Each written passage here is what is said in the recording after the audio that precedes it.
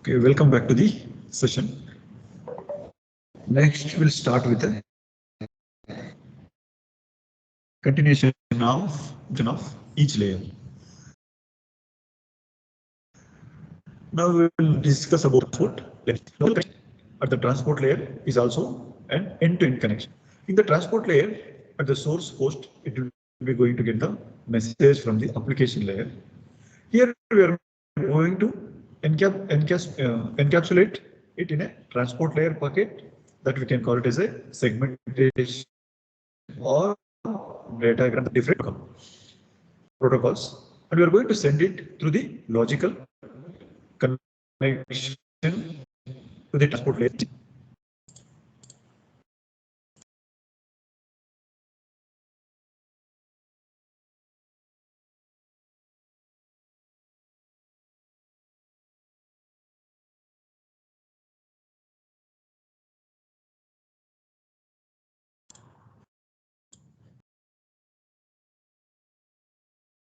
In other words, the transport layer is responsible to the application layer.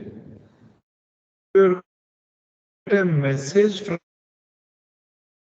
it will be going to run the source, going to deliver the corresponding the destination computer.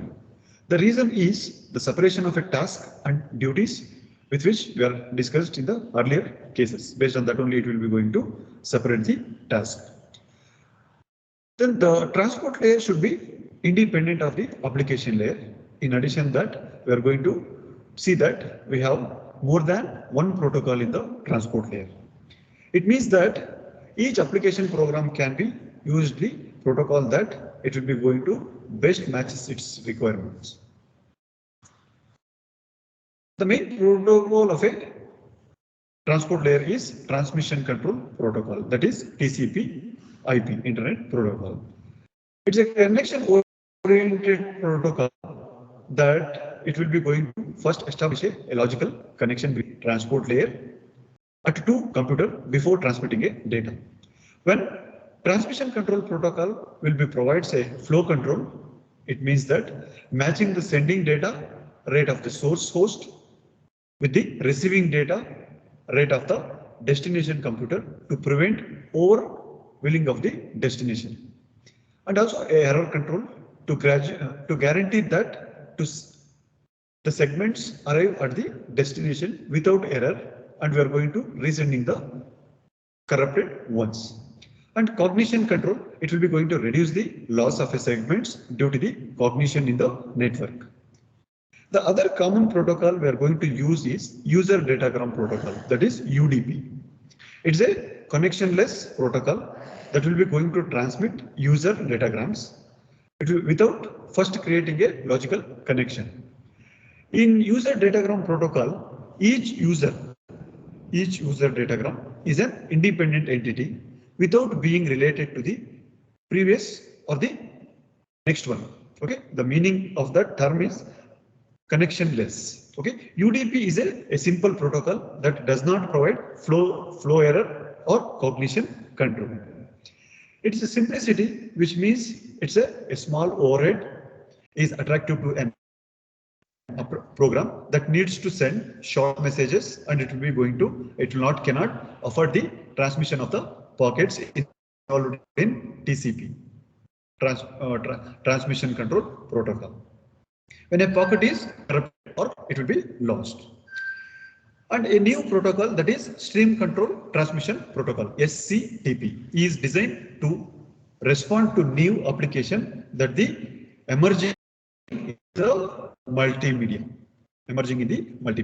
This is the basic introduction for the transmission layer or transport layer. Next, coming to the application layer. The communication at the application layer is being two processes, that is two programs running at this layer. To communicate, a process sends a request to the other process and it will be going to receive a response. Process to process communication is the duty of the application layer. And the application layer in the internet, it will be going to include many predefined protocols, but a user can also create a pair of process. It will be going to run the computers. And here we are going to use HTTP, that is transfer protocol. It is a vehicle for accessing the WWW, that is World Wide Web. The simple mail transfer protocol, SMTP, is the main protocol used in the electronic mail, that is email services. And the file transfer protocol, FTP, is used for the transferring files from one computer to the other computer. And the terminal network, that is Telenet, and the secure shell, SSH, are used for the accessing a site remotely. And coming to the network management, a simple network management protocol, that is SNMTP, is used by an administrator to manage the internet at local levels. The domain name system, that is DNS, the domain name system, is used by other protocols to find the network layer address of a computer. The Internet Group Management Protocol, IGMP, is used to collect membership in a group. This is about application layer. Okay, we'll brief it out of all description with respect to the each layer. We have a data link layer, physical layer, data link layer, and network layer.